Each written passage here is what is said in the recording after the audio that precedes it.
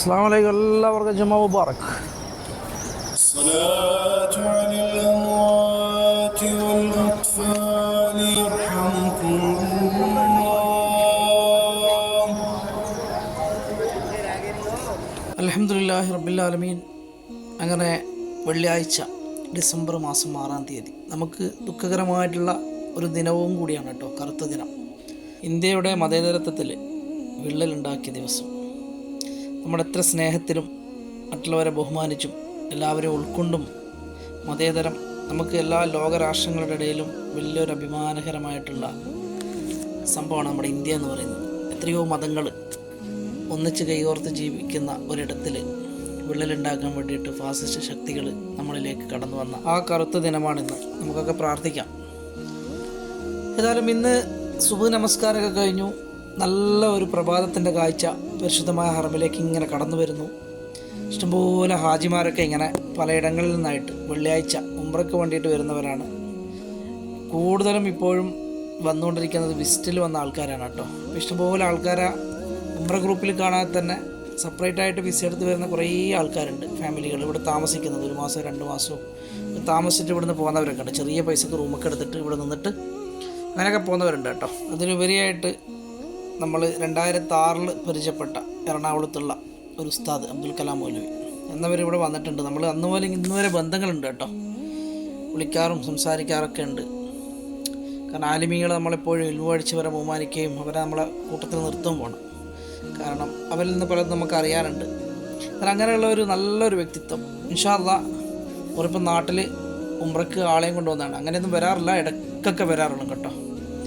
മുഴങ്ങും വന്നിട്ട് അങ്ങനെ പോകുന്നതാണ്. കുറച്ച് ഹാജിമാരെയും കൊണ്ട് വന്നിട്ടുണ്ട്. അങ്ങനെ ഇവിടെ എത്തിയപ്പോൾ എന്നെ വിളിച്ചു, ഒന്ന് മുലവിനൊന്ന് കാണാനുണ്ട്. മുലവി ഇപ്പം നാട്ടിൽ എന്തൊക്കെയോ തേന് ബിസിനസ്സൊക്കെ ആയിട്ട് അങ്ങനെയൊക്കെ അതിൻ്റെ കാരണം കുടുംബം പുലർത്തണമല്ലോ.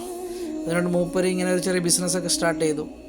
എന്നിട്ട് അവരുടെ എനിക്ക് തേനൊക്കെ കൊണ്ടുവന്നിട്ടുണ്ടെന്ന് പറഞ്ഞു. ഇൻഷാ അല്ലാഹ് ഉസ്താദ് ഇവിടെ എവിടെയോ ഉണ്ട്, എന്നോട് പറഞ്ഞു ഇവിടെ എവിടെയോ ഇങ്ങനെ നിൽക്കുന്നുണ്ടെന്നൊക്കെ പറഞ്ഞു. എന്നാൽ അതിൻ്റെ നിൽക്കുന്ന ഇടത്തിലേക്ക് ഞാനിങ്ങനെ ഉസ്താദിനെ നോക്കിയിട്ട് ഇങ്ങനെ പോകാൻ കേട്ടോ. അതാണ് ആ ഭാഗത്താണ് ഉസ്താദ് നിൽക്കുന്നത്.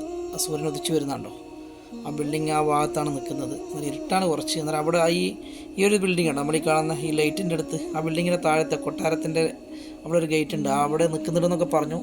പക്ഷേ അത് ഉസ്താദിനെ കാണാൻ വേണ്ടി ഞാൻ പോവാണ്. എന്നാൽ അൽഹംദുലില്ലാ അങ്ങനെ കുറേ ആലിമീങ്ങൾ നമുക്ക് പരിചയമുള്ളവരുണ്ട്. സാധുക്കളായിട്ടുള്ള നല്ല മഹത്തുക്കളായിട്ടുള്ള വ്യക്തിത്വങ്ങൾ, അവരായിട്ട് എപ്പോഴും ഞാൻ ബന്ധപ്പെടുന്നതാണ്. എന്നാൽ അവരുടെയൊക്കെ പ്രാർത്ഥന തന്നെയാണ് നമ്മൾ ഇന്നും ഇങ്ങനെ ഈ ഭവനത്തിൻ്റെ മുന്നിൽ നിന്ന് പോകുന്നത്. പഠിച്ചവൻ അനുഗ്രഹിക്കട്ടെ എല്ലാവരെയും, അതിലുപരിയായിട്ട് നിങ്ങളെയും. എത്രയോ ആൾക്കാർ പറയാറുണ്ട് നമുക്കൊക്കെ വേണ്ടി ദുആ ചെയ്യണം. എപ്പോഴും മനസ്സിൽ നിങ്ങളെയൊക്കെ ഓർക്കാറുണ്ട്, ദുആ ചെയ്യാറുണ്ട്. നിങ്ങളുടെയൊക്കെ പ്രയാസങ്ങളൊക്കെ കേൾക്കുമ്പോൾ ഞാനും ഇങ്ങനെ ചിന്തിച്ചു പോകും, നമുക്കും പ്രയാസങ്ങളുണ്ടല്ലോ പഠിച്ചവന്, ആരോടെ പറയാ. അന്നേരം മനുഷ്യ സഹജമാണ് പ്രയാസം എന്ന് പറഞ്ഞു കഴിഞ്ഞാൽ. ആരെയും അള്ളാഹു നേർ രീതിയിൽ ജീവിക്കാൻ അനുവദിച്ചിട്ടില്ല. പ്രയാസം കൊടുക്കുന്നവരുണ്ട്, സന്തോഷം കൊടുക്കുന്നവരുണ്ട്. എല്ലാം ഏറ്റക്കുറച്ചുകൾ കൂടിയാണ് മനുഷ്യൻ്റെ ജീവിതം മുന്നോട്ട് പോകുന്നത്. അതിൻ്റെ ഇടയിൽ കണ്ടോ ഇവിടെ കുറേ ആൾക്കാരൊക്കെ ഇങ്ങനെ ഹാജിമാരൊക്കെ, നമ്മുടെ കേരളക്കാരൊക്കെ. എന്നാൽ ഉസ്താദിനെ തപ്പിയാൻ ഇങ്ങനെ പോവാണ് കേട്ടോ. ഉസ്താദിനോട് പറഞ്ഞ ഒരു ചുവന്ന ഷാള് തലയിലിട്ടിട്ടുണ്ടെന്നൊക്കെ പറഞ്ഞു, അടയാളങ്ങളൊക്കെ. എന്നാൽ ഇവിടെ എവിടെയോ ഉസ്താദുണ്ട്. എന്നാൽ ഉസ്താദിനെ ഞാനിവിടെ നിന്ന് കണ്ടിട്ടുണ്ട് കേട്ടോ. ഇവിടെ നിന്ന് ഉസ്താദ് നിൽക്കുന്നത് ഞാനിങ്ങനെ കാണുന്നുണ്ട്. ഉസ്താദിനെ നിങ്ങൾക്ക് കണ്ടിട്ട് അറിയുന്ന ആളാണെങ്കിൽ നമുക്ക് ഉസ്താദ് ഇവിടെ തന്നെ ഇങ്ങനെ നോക്കുകയാണ്, പ്രാവിൻ്റെ കളിയൊക്കെ ഇങ്ങനെ നോക്കുകയാണ് കേട്ടോ. അത് അൽഹംദുലില്ലാ ദീർഘായുസ്സും ആഫിയത്തൊക്കെ അള്ളാഹു ഉസ്താദിനെ കൊടുക്കട്ടെ. അബ്ദുൽ കലാം മൗലവി നിങ്ങൾക്ക് അറിയുമെങ്കിൽ നല്ലൊരു പണ്ഡിതനാണ്.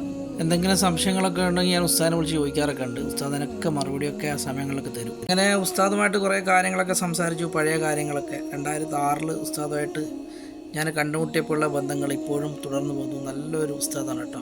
അതെ 2024 ഇതൊക്കെ നമുക്ക് ജീവിതത്തിൽ വലിയ അനുഭവങ്ങളാണ്. അങ്ങനെ ഉസ്താദിൻ്റെ ഹാജിമാരൊക്കെ നിൽക്കുന്ന ഹോട്ടലിൽ ഇവിടെ രാവിലെ നാസ്തിയൊക്കെ റെഡി ആയിട്ടുണ്ട്. അങ്ങനെ ഇവിടുന്ന് ഞാൻ ഉസ്താദ് നാസ്തിയൊക്കെ കഴിച്ച് ഉസ്താദിൻ്റെ റൂമിലേക്ക് പോകാൻ വേണ്ടിയിട്ടുള്ള ഒരു തയ്യാറെടുപ്പാണ് കേട്ടോ. എന്നാൽ ഇവിടെ ചെറിയ ചെറിയ ലിഫ്റ്റുകളാണ്, ഇവിടെ വെയിറ്റ് ചെയ്തിട്ട് ഇങ്ങനെ നിന്ന് ഞാൻ റൂമിലൊക്കെ പോയി ഉസ്താദിനെ കണ്ടു. ഉസ്താദ് പിന്നെ നമ്മൾ ബുദ്ധിമുട്ടിക്കാൻ ശരിയില്ലല്ലോ, കാരണം പ്രഭാത നമസ്കാരം കഴിഞ്ഞ് അവർക്ക് ഉറങ്ങാനൊക്കെ ഉണ്ടാകും കുറച്ച് സമയം. എന്നാൽ അങ്ങനെ ഞാൻ അതൊക്കെ കഴിഞ്ഞ് ഞാൻ താഴത്തേക്ക് ഇറങ്ങാണ് കേട്ടോ. അതിലെവിടെയാണ് അജിയാദ്, നമ്മുടെ പാലസിൻ്റെ നേരെ ഓപ്പോസിറ്റാണ്. അതിലെവിടെയാണ് കൂടുതലും നമ്മളെ ഹാജിമാരൊക്കെ വന്ന് നിൽക്കുന്ന സ്ഥലം. ഈ ഭാഗത്തും അതുപോലെ അജിയാദ് ബിർവാലി, അങ്ങനെ 2 ഇടങ്ങളിലാണ് കൂടുതൽ മലയാളിമാരെ നമ്മൾ കാണാറ്. മറ്റുള്ള ഇടങ്ങളിൽ പഴയ കാലങ്ങളിലൊക്കെ നമ്മുടെ മിസ്വല ഭാഗങ്ങളിലൊക്കെ കൊടുക്കാറുണ്ടായിരുന്നു, ജെറുവൽ ഭാഗങ്ങളിലൊക്കെ. ഇപ്പോൾ അതൊക്കെ കുറച്ച് പേരൊക്കെ വന്നിട്ട് ഈ എറണാകുളം അല്ലെങ്കിൽ ഈ തിരുവനന്തപുരം ഭാഗത്തു നിന്നൊക്കെ വന്നവരൊക്കെ മിസ്വല ഭാഗത്തൊക്കെ നിൽക്കുന്നതാണ്. എന്നാൽ ഞാൻ അവിടുന്ന് പുറത്തിറങ്ങിയിട്ട് ഇങ്ങനെ കണ്ടോ, ക്ലോക്ക് ടവർ നല്ല ആ സൂര്യൻ്റെ പ്രകാശം തട്ടിയിട്ട് ഇങ്ങനെ തിളങ്ങി നിൽക്കുന്നുണ്ട്. ഞാൻ തിരിച്ച് ഇവിടുന്ന് പോവാണ് കേട്ടോ, ഹറമിനെ ലക്ഷ്യമാക്കി നടക്കുകയാണ്. എന്നാൽ ഇവിടെയൊക്കെ ഈ ഏരിയയിലൊക്കെ നമ്മളെ ഈ എറണാകുളത്ത് നിന്ന് വരുന്ന ആൾക്കാരാണ് കൂടുതൽ ഈ ഭാഗത്ത് നിൽക്കാറ്. എന്നാൽ ഇവിടെ ഈ റോഡ് പോകുന്നിടത്ത് തന്നെ ഈ വണ്ടികളൊക്കെ വരുന്നുണ്ട്. ഇതിൻ്റെ ഉള്ളിലും കുറേ ഹോട്ടലുകളുണ്ട് കേട്ടോ.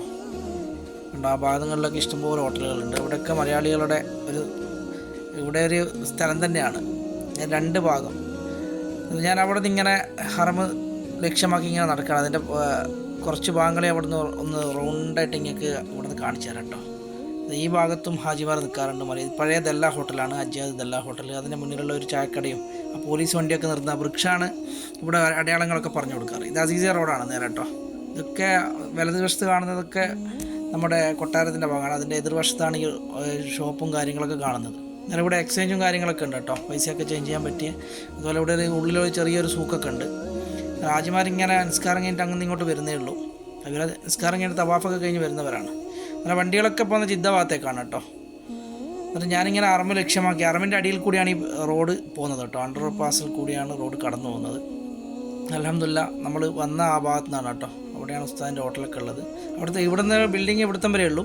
പിന്നെ ആ ബിൽഡിങ് കഴിഞ്ഞ് കഴിഞ്ഞാൽ പിന്നെ ഒരു വലിയൊരു ടണലാണ്. ആ ടണലിൻ്റെ അടുത്ത് നിന്ന് ഉള്ളിൽ പിന്നെ കുറേ സ്ഥലങ്ങളുണ്ട് കേട്ടോ. അവിടെയൊക്കെ പൈസ കുറഞ്ഞിട്ട് റൂമുകളൊക്കെ കിട്ടും. പക്ഷേ റൂമിലേക്ക് ഇവിടത്തേക്ക് നടക്കാൻ 1 കിലോമീറ്ററിൻ്റെ അടുത്തുണ്ടാവും അവിടുന്ന്. അതിൻ്റെ ഇടയിൽ എൻ്റെ മുന്നിൽ റിഹാബ് എന്ന് പറഞ്ഞിട്ട് ഒരു ഉംറ ഗ്രൂപ്പ് ഇങ്ങനെ പോകുന്നുണ്ട്.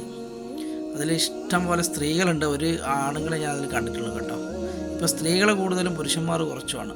അങ്ങനെയാണ് അല്ലാഹുവിൻ്റെ റസൂൽ പറഞ്ഞ ആ കാലഘട്ടത്തിലേക്ക് നമ്മളിങ്ങനെ കുതിച്ചുകൊണ്ടിരിക്കുകയാണല്ലേ.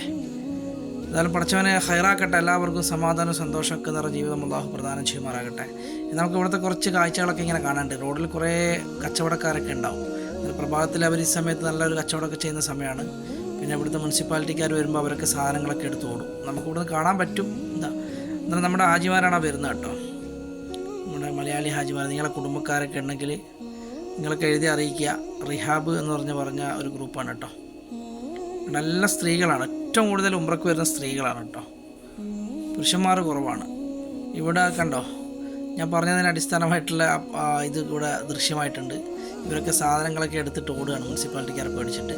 അവർ വന്നിട്ട് അങ്ങനെ എടുത്തിട്ട് എല്ലാ സാധനങ്ങളും വാങ്ങിയിട്ട് അവർ ക്യാച്ച് ചെയ്ത് പോകും.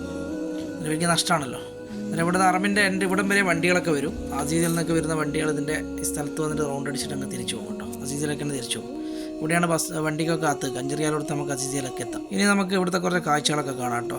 അറമിൻ്റെ അടുത്തുള്ള അല്ലാഹു റബ്ബി വൽ ഇസ്ലാമു ദീനി വമുഹമ്മദൻ റസൂലുള്ളാഹി വയഖീനി അദ്നു ഇലൈഹി സാജിദൻ ബിജബീനി ഇഖ്ബൽ സ്വലാത്തി വലിസ്സലാം ബിദ്ദീനി യാ റബ്ബി യാ മൻ ഹുവ മുർഷിദി أيقنت أن إليك مرادي وموعدي فعشقت كل حروف كتابك مهتدي ومقتدي بنبيك الآمين يا ربي يا من هو. ഇനി നമുക്ക് ഇവിടെ പരിശുദ്ധമായ ഹറമിൻ്റെ അടുത്തുള്ള കുറച്ച് കാര്യങ്ങളും കഅബാലയത്തിൻ്റെ ദൃശ്യങ്ങളൊക്കെ ഞാൻ നിങ്ങളിലേക്ക് കാണിക്കുകയാണ്. എന്നാൽ ഇവിടെ തന്നെ ഞാൻ തിരിച്ച് അവിടെ നിന്ന് വന്ന് പരിശുദ്ധമായ ഹറമിൽ വെള്ളിയാഴ്ച ആയതുകൊണ്ട് നല്ല ജനത്തിരക്ക് ഉണ്ട്. എല്ലാവരും ഇഹ്റാമിലാണ്. നല്ലൊരു പ്രകാശപൂരിതമായിട്ടുണ്ട് മക്ക കേട്ടോ. നല്ല വെളിച്ചമൊക്കെ വന്ന് എന്നാലും അള്ളാഹു അനുഗ്രഹിക്കട്ടെ. നിങ്ങൾക്കൊക്കെ ഇങ്ങനെയുള്ള അവസരങ്ങളിൽ എത്താനും ഇവിടെ വന്നിട്ട് ഇബാദത്ത് ചെയ്യാനൊക്കെ അള്ളാഹു അനുഗ്രഹിക്കട്ടെ നിങ്ങളെ. അതുപോലെ നമ്മളൊക്കെ എത്രയോ അറിയാത്തവരാണ്. ഇതൊക്കെ നമ്മളൊക്കെ അഹങ്കരിച്ച് നടക്കുന്നവരാണ്. നമുക്കെല്ലാം അറിയാമെന്നുള്ളത് ഇത്ര ചെറിയ നിസ്സാരമായിട്ടുള്ള ഒരു പോയിൻ്റ് മാത്രം മതി. ഈ മനുഷ്യൻ എവിടെയാണ് ജീവിച്ചത്, എവിടെയാണ്, അയാളെ പേരെന്താണ്, നമ്മളിങ്ങനെ കണ്ണിൽ ദൃശ്യമാകുന്നൊരു ഇത് മാത്രമല്ലാതെ, ദൃശ്യങ്ങളല്ലാതെ നമുക്കൊന്നും അറിവില്ല. എന്നാൽ അത്രത്തോളം നമ്മൾ പടച്ചവൻ്റെ അനുഗ്രഹം നമുക്ക് കിട്ടിയ അനുഗ്രഹം എന്ന് പറഞ്ഞു കഴിഞ്ഞാൽ നമ്മളെ തിരിച്ചറിയുന്നത് നമ്മുടെ കുടുംബക്കാരും നമ്മുടെ അയൽവാസികളും നമ്മൾ പരിചയപ്പെട്ടവരും മാത്രമാണ്. എന്നാൽ ഇവിടെ വരുന്ന കോടാനുകോടി ജനങ്ങൾ വർഷം തോറും ഈ മണ്ണിൽ ഇവിടെ നിന്നുകൊണ്ട് തന്നെ അള്ളാഹുവിലേക്ക് കരങ്ങളുയർത്തി പ്രാർത്ഥിക്കാനുള്ള കാരണം പ്രവാചകനെ നമുക്ക് തന്ന ആ അറിവാണ്. എന്നിട്ട് ആ പ്രവാചകനിലേക്ക് അടുക്കുക, പ്രവാചകൻ്റെ തിരുസുന്നത്ത് നമ്മൾ പിടിക്കുക, നല്ല രീതിയിൽ ജീവിക്കുക. നമ്മളുള്ള ഇടങ്ങളിൽ അത് ശുദ്ധമായ രീതിയിൽ ആ സമൂഹത്തിനും മറ്റുള്ളവർക്ക് ഉപകാരപ്പെടുന്ന രീതിയിൽ. നമുക്ക് അഹങ്കാരമൊന്നും നടിച്ചിട്ടൊന്നും കാര്യമില്ല, ഏത് നിമിഷവും നമ്മളിവിടുന്ന് തട്ടിപ്പോവും. അതുകൊണ്ട് എത്ര വലിയ പണക്കാരനായാലും പാവപ്പെട്ടവനായാലും അത്രമാത്രമേ ഉണ്ടാവും. കണ്ടോ, ഈ പരിശുദ്ധമായ വ്യാപാരത്തിൻ്റെ മുന്നിൽ വെച്ച് ഞാൻ നിങ്ങളോട് പറയുകയാണ്, വീണ്ടും വീണ്ടും പറയുകയാണ്, അഹങ്കരിക്കരുത് ആരും. നമ്മൾ ഇന്ന് കിടന്നുറങ്ങി നാളെ എഴുന്നേൽക്കാനുള്ള ഒരു അനുഗ്രഹം അള്ളാഹു തന്നിട്ടില്ലെങ്കിൽ നമ്മൾ നേരെ മണ്ണിലേക്ക് അലിഞ്ഞു പോകും. എന്നിട്ട് നമുക്ക് നാളെ സ്വർഗത്തിലേക്ക് എത്തണമെങ്കിൽ പടച്ചവനെ നമുക്ക് തന്ന ആ അനുഗ്രഹം തിരുപ്രവാചകനിലൂടെ നമ്മൾ പഠിച്ചിട്ടുണ്ട്. അത് നമ്മൾ പ്രാവർത്തികമാക്കുക, ജീവിതത്തിൽ ജീവിക്കുക. എല്ലാവർക്കും നല്ലതിനു വേണ്ടി മാത്രം ദുആ ചെയ്യുന്നു. പരിശുദ്ധമായ വെള്ളിയാഴ്ച എല്ലാവർക്കും ജുമാ മുബാറക്. അസ്സലാമു അലൈക്കും വറഹ്മത്തുള്ളാഹി.